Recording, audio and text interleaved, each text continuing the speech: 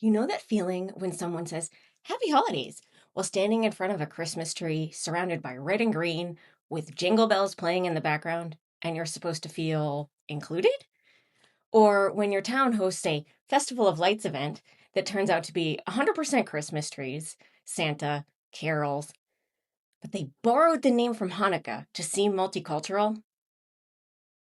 That crushing isolation you feel, that's not you being oversensitive. That's what I call inclusion varnishing, when the dominant culture puts a shiny coat of inclusive language over the same old exclusion. I've experienced this same sense of powerlessness my entire life. And if you're spiritually hungry and religiously burned out, you've probably experienced this everywhere, not just during the holidays. I'm Sarah Woodard, and I have spent years mapping over 40 spiritual traditions to the Kabbalah Tree of Life.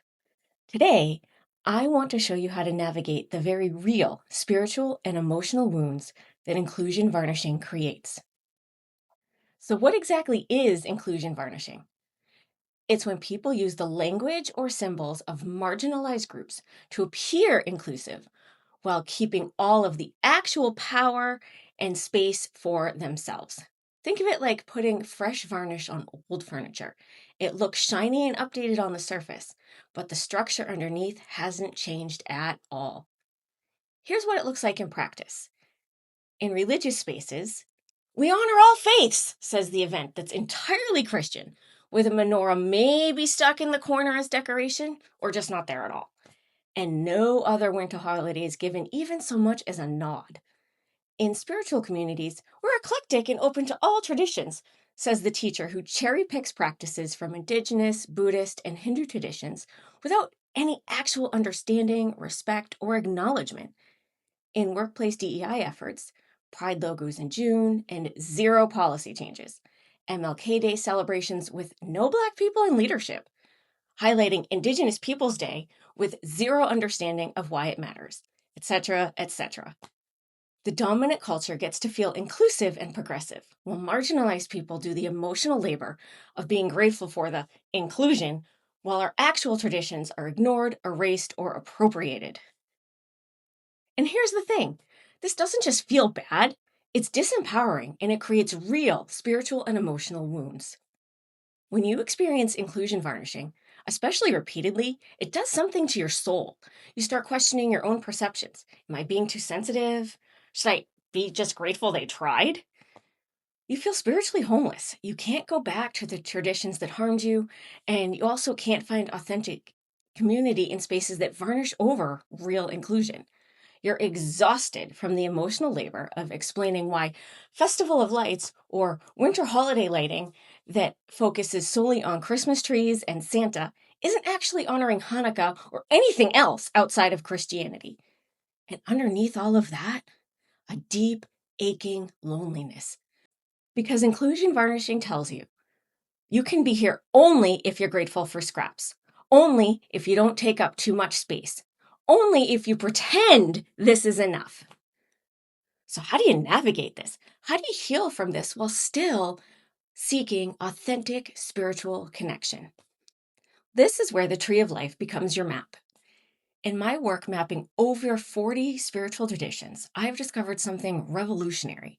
The Kabbalah Tree of Life isn't a rigid structure you fit yourself into. It's a process, a map showing you how divine energy moves from source into physical reality.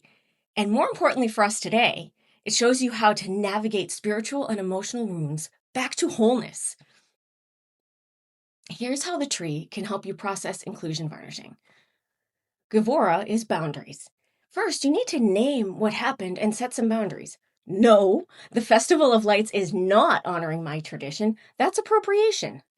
This is your righteous anger, and it's valid.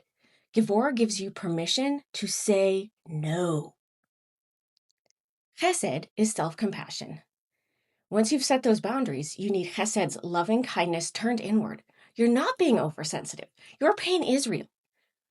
Your longing for authentic inclusion is valid. Hold yourself with the compassion others have failed to offer. And Tiferet is heart-centered truth. This is where you can integrate both. Yes, you're hurt, and you can move forward, Yes, you're angry, and you can seek real community. Tiferet is your balance center that doesn't bypass the pain and also doesn't let it consume you. Yesod is the trust foundation, and here's where it often gets uncomfortable, because sometimes you're doing all the inner work and the outer world still looks exactly the same. Yesod teaches you to trust that beneath the surface, things are shifting. Your boundaries are creating space for authentic connection to arrive. You may also need to take aligned actions, such as meeting with town or city leadership, sending letters, etc. And working with Netzach and Hod will help you figure out what you need to do and where you need to allow space and trust. And then Malkhut is physical reality. Eventually, it does arrive here. You don't get to say when or how, but it does arrive. And you find your people. You build an authentic community. You create the inclusion you needed. You had to navigate through all of that other Sephirot first. And here's what makes this different from other spiritual approaches. The tree shows you the process. You, my friend, are the navigator. There's no prescribed path everyone must follow. Maybe you need to spend more time in Gevurah, really getting angry about the appropriation and inclusion varnishing you have experienced. Maybe you need more time in Chesed, more self-compassion and gentleness. Unlike traditional Kabbalah that prescribes specific pathworking, I teach individual navigation because your spiritual operating system is unique. Your wounds are unique. Your healing path must therefore also be unique. And this isn't coming from me pulling ideas out of the air. This framework comes from mapping over 40 spiritual and religious traditions to the Tree of Life and discovering that they're all teaching the same navigation process. Different cultural languages, same divine patterns. Buddhism's middle way, that's Tiferet's balance. Christian boundaries of righteous anger, that's Gevurah. Hindu compassion practices, that's Chesed. They're all pointing to the same map because they're all teaching humans how to cope with the chaos of being a soul living a human existence. The Tree of Life is the universal map. Nature is our first teacher, showing us how it works in the physical world. And inclusion varnishing, that's one of many life challenges the tree helps you navigate. So if you're feeling like you don't belong during the holidays or any other time when inclusion varnishing shows up in your life, if you are tired of being told you should be grateful for scraps, if you want to find your authentic path home to the divine without dogma, without appropriation, without someone else's prescribed journey, the Tree of Life can help you do that. I offer Tree of Life readings that help you see where you are right now, what navigation tools you need. These aren't generic readings. They're based on my proprietary framework, mapping those 40 traditions, like I said, and treating the tree as a living process, not a rigid structure. And it's specific to you, your life, and your current situation.